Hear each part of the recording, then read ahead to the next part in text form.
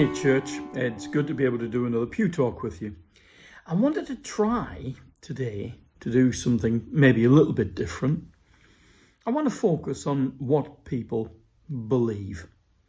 This is the people in your street, this is the people in your family, this is your friends, the people on social media. And it seems to me that we can divide people up in maybe 4 different ways. But just before we start that, let's just try and explain how we've got to where we are. It's strange because the world we live in today has a great deal of trouble with the idea of truth. Now, everybody believes in a certain type of truth. So, for example, somebody breaks into your house in the middle of the night, steals something, and you report it to the police. What you're in fact saying is there's a series of events that happened. And you know that they're true, maybe because you're a witness to it, you saw the person breaking in, you hid in the cupboard or whatever, but you understand what I'm saying. Then there is the strange world where people have stopped believing in truth when it doesn't apply to them. So they claim it's just a matter of perception. One person believes one thing, another person believes something else. But those two things don't marry up.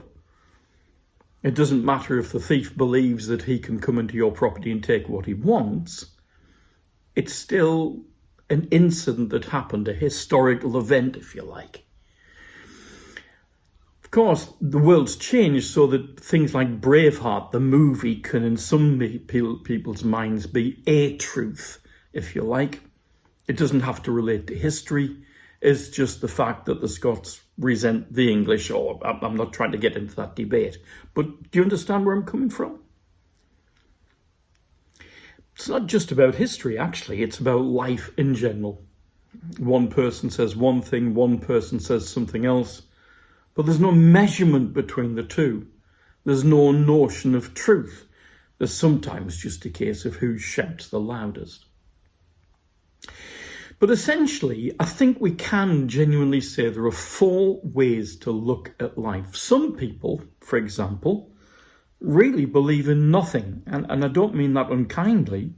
I mean, genuinely, they believe in nothing. We might call this technically nihilism. So, for example, I might see beauty in a sunset. Somebody standing next to me might just simply see it as weather patterns that have been written large by wind and sunsets and the like, and see no beauty in it. And it's true, in fairness, that if you don't believe that there is a guiding hand, a creator, behind everything, then indeed beauty is an illusion. In fact, even love becomes an illusion.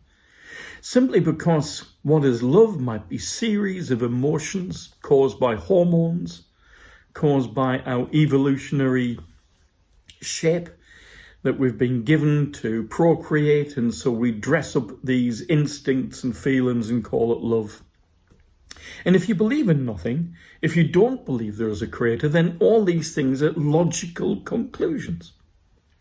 Some people call it chemical determinism. In other words, everything we feel and even the process of thinking is an illusion just simply caused by the sheer form of matter that we are and the form that matter is in. And so people who think that way perhaps stop thinking about the very idea of truth. Some people, of course, maybe 2 types of people, believe in anything. And what I mean by this is that there used to be in the 1960s a very popular form of philosophy called existentialism. All the beatniks on the left bank of the River Seine in Paris and all of that, all the later hippies, started off with this idea that there is nothing out there, but you have to believe in something.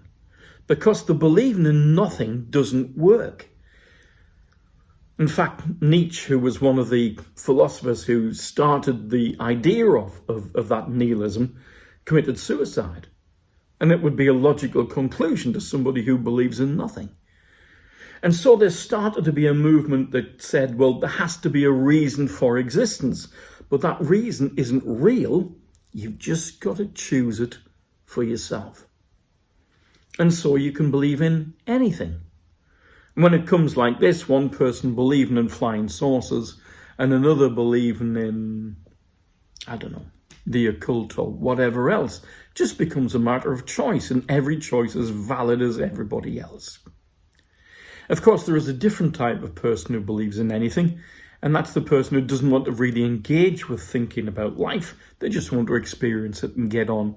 And in which case, well, you can believe in anything you want. There's some modern scientists now who believe what we might believe in everything. What do I mean by that? Well, since the 1920s in particular, quantum physics and quantum theory has tried to come up with these very strange ideas of what we might call the multiverse. Now, you might think this is highbrow. It's not. This is all over our popular culture, whether it's a Spider-Man multiverse thing or the movie Sliding Doors or, everything in between. And the idea of the multiverse is that all realities exist. Every choice you've ever made branches off into a new type of universe. So there'll be a universe where you are the president of the United States. There'll be another version of the multiverse where you will be a peasant living in deepest poverty. There'll be maybe another version of the multiverse where you're Superman, and another version of the multiverse where you're the Joker.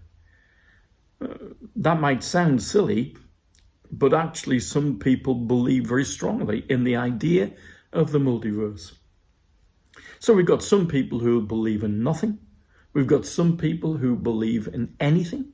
We've got some people who believe in everything. But we also have people who believe in something, and something real. And for a Christian, the world isn't nothing. The world is valuable. The world is loved by a loving God.